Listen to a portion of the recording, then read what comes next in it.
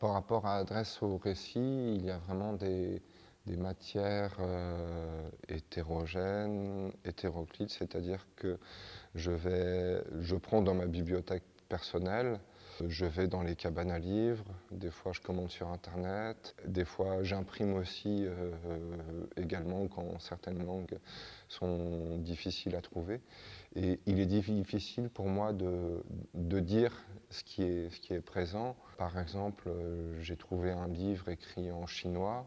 Je ne sais pas du tout de quoi parle ce livre-là, ne lisant pas toutes les langues inscrites ou tissées dans Adresse au récit. Mais par contre, dans mon travail habituel, il y a toujours un souci de la littérature, c'est-à-dire de mettre en forme ou de mettre en émotion un rapport avec le texte. Dans Adresse au récit, c'est plus l'intention d'humanité et de prendre des récits aussi variés que possible.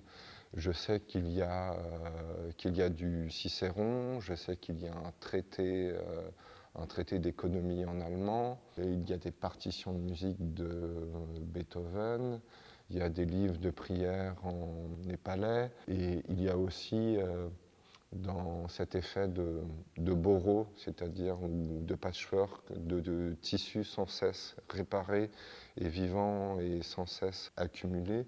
Il y a des superpositions de couches et il y a aussi des tissages que moi j'avais fait volontairement pour faire une œuvre, mais qui n'a pas abouti, que j'ai du coup ajouté à Adresse au récit. Et l'idée, c'était vraiment d'avoir des choses les plus variées possibles.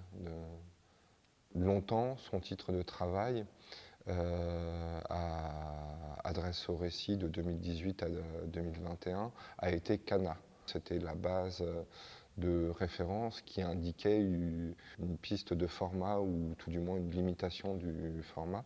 Et je l'ai très très longtemps appelé Cana. Et Adresse au récit est venu sur le tard. Il y a dans cette idée ou dans ce titre-là l'idée d'un message ou d'une forme de carte postale justement au récit du monde et des humanités, même si je sais que c'est qu'une petite goutte d'eau et que le récit, même si c'est des choses qu'on éprouve de façon quotidienne dans notre tête, en se promenant ou en lisant, ou même en constituant nous-mêmes notre histoire personnelle, c'est quelque chose de quotidien, donc quelque chose de concret, et en même temps c'est quelque chose de très abstrait, dans le sens où c'est une production humaine qui est très très vaste et très commune et qui est partagée par tout le monde.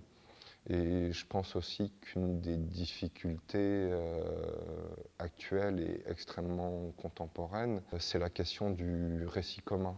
Donc, c'est-à-dire de quel récit commun ou dans quel récit commun est-ce qu'on s'inscrit par rapport à notre histoire, par rapport à notre culture et par rapport à la culture de l'humanité de façon générale.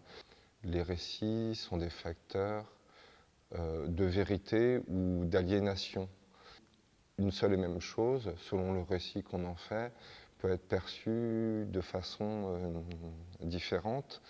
Et dans Adresse au récit, justement, ce message au récit et le fait de les tisser de façon à ce qu'on ne soit plus visible, c'est comme si j'essayais de les réduire à leur portion la plus inconsciente et d'essayer d'aboutir à cet inconscient du récit, à cet inconscient du langage et d'en faire effectivement une chose abstraite que tout à chacun peut s'approprier. Parce que je considère que un des enjeux de mon travail ou ce que j'essaye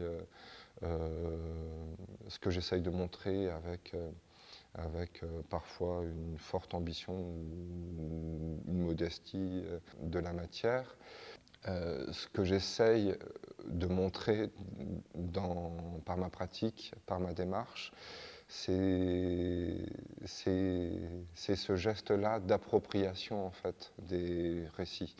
C'est-à-dire que de faire prendre conscience, déjà moi-même, à force de tisser, je prend conscience de ça, c'est que les récits ne sont pas intouchables.